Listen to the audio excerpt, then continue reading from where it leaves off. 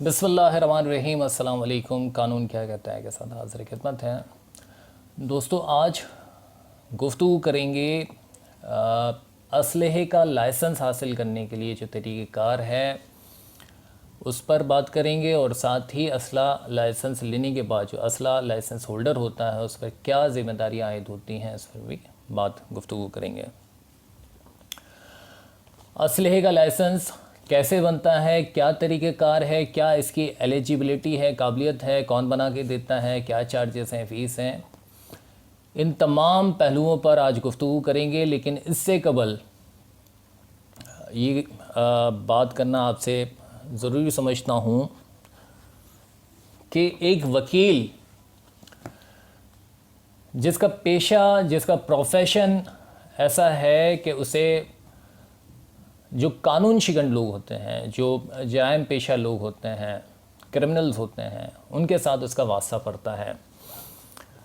فریقین کے آپس میں مقدمات ہوتے ہیں عدالتوں کے اندر، اب مدعی ہو، مدعی عالیہ ہو، وکیل قانونی پہلوؤں پر ان کے لیے پیروی کرتا ہے، عدالتوں میں فائٹ کرتا ہے۔ اب پاکستان میں رہتے ہوئے اکثر ایسا ہوا ہے کہ مخالفین فریقین کو چھوڑ کر ان کے جو وکیل ہوتے ہیں ان کو بھی ٹارگٹ بنا لیتے ہیں، تھریٹس ہوتے ہیں، دھمکیاں ملتی ہیں۔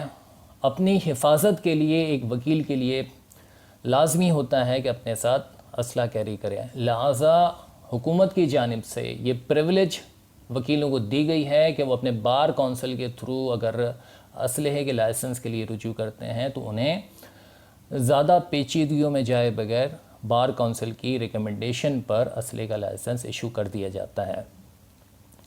اب یہاں پر اکثر جو واقفیت کار ہوتے ہیں، احباب دوست ہوتے ہیں، رشتہ دار ہوتے ہیں، جاننے والے ہوتے ہیں، وہ وکیلوں کو اپنی فرمائشیں لے کر آ جاتے ہیں کہ آپ ہمیں اسلحے کا لائسنس بنوا کر دیں۔ یہ دوستوں ایک ذمہ داری ہوتی ہے وکیل کو، چونکہ پریولیج حاصل ہوتی ہے، لیکن جو رشتہ دار ہوتے ہیں وہ اکثر یہ فرمائشیں کر بیٹھتے ہیں۔ اسلحہ رکھنا یا کیری کرنا، پیسے آپ کے پاس بے شک ہوں، لیکن یہ ایک ذمہ داری ہے، یہ کوئی شوقیہ کوئی کھلونا نہیں ہے، کوئی نمائشی چیز نہیں ہے۔ لہٰذا اگر میری یہ گزارش ہے کیونکہ یہ رابطے ہوتے رہتے ہیں، اگر کسی کو اسلحے کی واقعی میں کیری کرنے کی ضرورت ہے، اس کا کاروبار اس نوعیت کا ہے، اس کا کام اس نوعیت کا ہے، اس کو تھریٹس ہیں یا دشمنیاں ہیں، تو جو قانونی طور پر طریقہ کار دیا گیا ہے آپ اس کو فالو کریں اور اسلحے کا لائسنس حاصل کریں، اسلحہ کیری کریں۔ تو دوستوں جو اصل اس کا طریقہ کار ہے اس جانب آ جاتے ہیں۔ کراچی میں رہتے ہوئے، سندھ میں رہتے ہوئے، میں یہاں کی بات کروں گا، سندھ کی، ہوم ڈپارٹمنٹ، وزارت داخلہ صوبائی سندھ کا، اس کے دفتر آپ جائیں، سندھ سیکریٹریٹ میں اس کا دفتر موجود ہے، اور اسلحہ لائسنس کی جو برانچ ہے وہاں سے ایک اسلحہ لائسنس حاصل کرنے کا فارم ملے گا، وہ آپ حاصل کریں وہاں سے۔ ایلیجیبلٹی اس کی کیا ہوگی؟ عمر آپ کی 25 سال ہونا لازمی ہے، ماضی میں کوئی کرمنل ریکارڈ آپ کا نہیں ہونا چاہیے، یا آپ پولیس کو مطلوب نہیں ہونے چاہیے پاکستان بھر میں۔ اس کے علاوہ جسمانی طور پر آپ فٹ ہوں، ہاتھ پیر آپ کے کام کرتے ہوں، دکھائی آپ کو دیتا ہو، معذوری کسی بھی صورت میں آپ کو ہوگی تو حکومت کی جانب سے اسلحے کا لائسنس ایشو نہیں کیا جائے گا۔ پاکستان کی شہریت ہو، ڈومیسائل جس علاقے میں آپ اسلحے کا لائسنس حاصل کرنے کے لیے جا رہے ہیں، کراچی میں جا رہے ہیں، آپ کا ڈومیسائل یہاں کراچی کا ہونا چاہیے۔ شناختی کارڈ پر آپ کا عارضی پتہ اور مستقل پتہ ایک ہونا چاہیے۔ عارضی پتہ اگر آپ کا کراچی کا ہے اور مستقل پتہ پنجاب کا ہے، یا مستقل پتہ خیبر پختونخوا کا ہے، یا کہیں کا بھی ہے، آپ کو اسلحے کا لائسنس ایشو نہیں کیا جائے گا. لازم ہے کہ آپ کے شناختی کارڈ پر ایک ہی ایڈریس ہو. جو آپ کا عارضی پتہ ہے، مستقل پتہ ہے، وہی آپ کا ایک ہی ایڈریس ہو. دوستوں اس کے علاوہ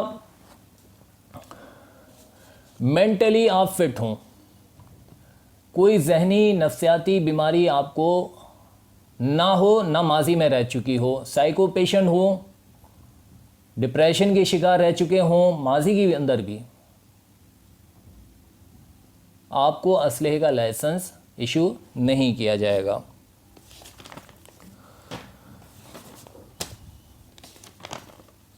دوستوں یہ ساری چیزیں ایلیجبلٹی کے بعد آپ فارم فل کرتے ہیں. فارم آپ وزارت داخلہ کے دفتر میں اپنی تصویریں لگا کر جمع کروا دیتے ہیں. اس کے بعد آپ کی پولیس میں انکوائری ہوگی. وزارت داخلہ ہوم ڈپارٹمنٹ متعلقہ جہاں آپ کا رہائشی پتہ ہوگا، اس کا متعلقہ تھانہ ہوگا، وہاں پہ یہ انکوائری کی رپورٹ طلب کی جائے گی. پولیس آپ کے رہائشی علاقے میں آئے گی، آپ سے انٹرویو لے گی، آپ کے اڑوس پڑوس کے اندر پڑوسیوں سے آپ کے متعلق پوچھا جائے گا. جہاں پر آپ جاب کرتے ہیں، کاروبار کرتے ہیں، وہاں سے آپ کی رپورٹ لی جائے گی اور آپ کے کریکٹر کا سرٹیفکیٹ بنا کے اور آپ کی رپورٹ بنا کے وزارت داخلہ کو دی جائے گی. اس کے بعد وزارت داخلہ سے، ہوم ڈپارٹمنٹ سے آپ کو انٹرویو کی کال آئے گی. آپ ذاتی طور پر، آپ کو اگر لائسنس اپنا حاصل کرنا ہے، ذاتی طور پر آپ انٹرویو کے لیے جس دن آپ کو بلایا جائے گا جائیں گے. وہاں سے آپ کو چند ایک لازمی ضروری سوالات کیے جائیں گے. اب یہ سوالات کرنے کا مقصد یہ ہوگا کہ آپ کی ذہنی قابلیت، آپ کی ذہنی میچورٹی اور ذہنی سطح کو پرکھا جاتا ہے. ایک سوال جو لازمی طور پر آپ سے وہاں پہ پوچھا جاتا ہے وہ یہ ہوگا کہ آپ کو اسلحہ کیری کرنے کی ضرورت کیوں ہے.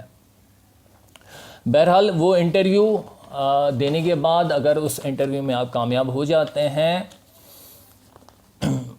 تو ایک چالان آپ کو دیا جائے گا. چالان جو اسلحہ لائسنس کی فیس ہوگی 5,000 اور 10,000 روپے. 5,000 روپے ممنوعہ بور کی لائسنس کی فیس ہے اور 10,000 روپے غیر ممنوعہ بور کی استعمال کی فیس ہے.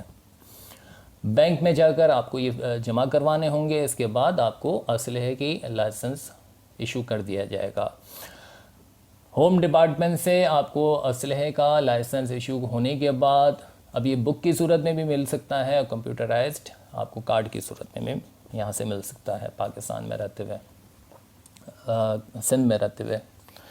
اب یہ لائسنس ایشو ہونے کے بعد آپ کو 90 دن کے اندر یعنی 3 ماہ کے اندر حکومت کی جانب سے جو ڈیلر ہیں، جو شاپس ہیں اتھورائزڈ لائسنس یافتہ، جن کو یہ اجازت دی گئی ہے کہ وہ اسلحہ سیل کر سکتے ہیں، آپ کو جا کر ان دکانوں پہ جا کر اسلحہ پرچیز کرنا ہوگا.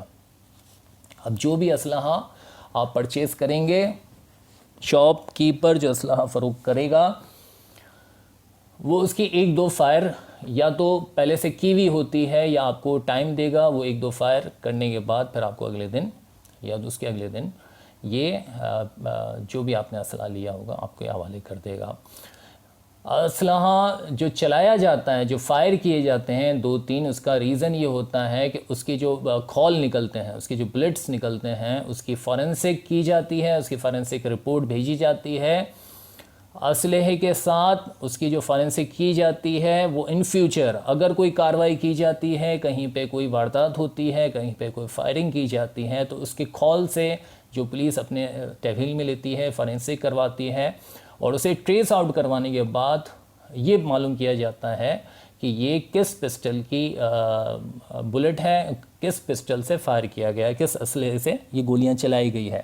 اس کے ذریعے سے پولیس کو ٹریس آؤٹ کرنے میں آسانی ہوتی ہے. لہٰذا ان فیوچر اگر آپ نے خدا نخواستہ کوئی غلط جگہ پہ اس کا استعمال کیا اسلحے کا تو وہ ٹریس آؤٹ ہوتے ہوئے آپ بھی پکڑے جا سکتے ہیں.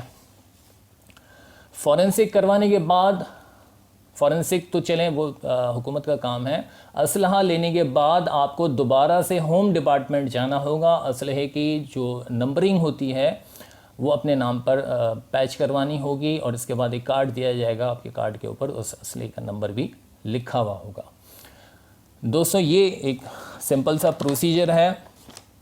اب میں یہ چیزیں آپ کو بتاتا چلوں کہ اسلحہ جب بھی رکھا جاتا ہے آپ اس کی نمائش نہیں کر سکتے, اس کو دکھاوے کے طور پر نہیں استعمال کر سکتے ہیں, نہ ہی دوسروں کو تھریٹ کر سکتے ہیں. اگر آپ نے ایسا کیا تو آپ کا لائسنس کینسل کیا جا سکتا ہے. اس کو اپنی حفاظت کے لیے, اپنی سیکیورٹی کے لیے آپ کیری کر سکتے ہیں. کسی پہ حاوی ہونے کے لیے یا کسی کو تھریٹ کرنے کے لیے اس کا استعمال نہیں کیا جا سکتا. کچھ باتیں یہاں پر ذہن نشین کرنے والی ہیں, اور وہ یہ ہیں کہ اکثر و بیشتر ملک کے حالات یا صوبے کے یا شہر کے حالات ایسے ہو جاتے ہیں, امن و امان کا مسئلہ ہوتا ہے یا مذہبی کچھ ایسے مواقع ہو جاتے ہیں. 12 ربیع الاول ہے, محرم کا مہینہ ہے, صوبے میں, ملک میں یا شہر کے اندر ضلعی سطح پر 144 نافذ کر دی جاتی ہے, یعنی سیکشن 144 لگا دی جاتی ہے. اب اس صورت میں جو لوگ جن کے پاس اسلحے کا لائسنس بھی ہے, اگر اسلحہ کیری کرتے اپنے ساتھ اور پکڑے جائیں گے تلاشی کے دوران تو گرفتاری ان کی ہو سکتی ہے.